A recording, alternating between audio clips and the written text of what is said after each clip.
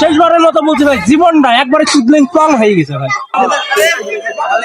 অনেক জল্পনা কল্পনা শেষে 180 কিলোমিটার পাড়ি দিয়ে 2.5 লিটার তেল খরচ করে দর্শনার রামনগরের চুয়াডাঙ্গায় আসছি। এখান থেকে না আসতাম ভাই, জীবনের মানে এক ধাপ পিছিয়ে যেতাম।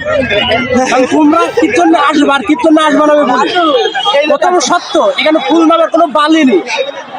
দ্বিতীয় কথা, যদি তোমার কুড়কুড়ি থাকে, যদি তোমার কামড় থাকে, ভিটি কিমড়িতে কামড়ায়, তুমি আসবা।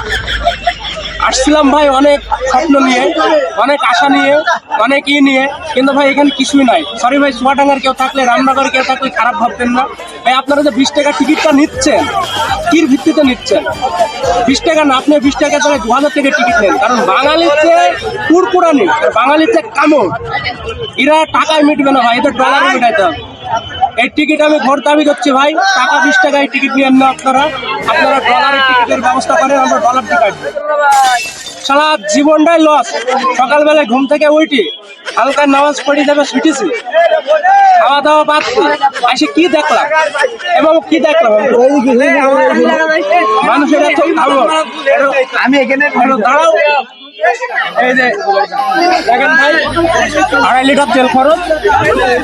তারপরে যা একটু পাক পাখালি দেখতে আসছিলাম, পাক পাখালিতে নেই, বয়সের সাথে তারা বুড়ো হয়েছে হবে। একটু দেখাও ভাই, একটু ঘুরে ঘুরে দেখাও, মানুষজনের দেখাও।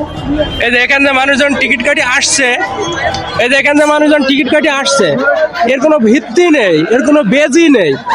আমি চাইছিলাম অনেকগুলো ফুল কিনবো, সিরিয়াসলি বলছি, আমি চাইছিলাম অনেকগুলো ফুল কিনবো।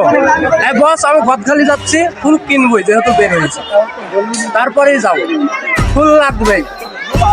আর যারা আসবা তাদের উদ্দেশ্য বলছি, কুরকুরানি থাকে ওই লাল সাথে করে রেস্টুরেন্টে যাবা। তাহলে এই জায়গার নাম কি ভাই? রামনগরে আসার দরকার নেই, কিচ্ছু নেই। এরপর তোমরা যদি আসতে চাও বা ভালো লাগে আসবে, আমি আর আসছি না।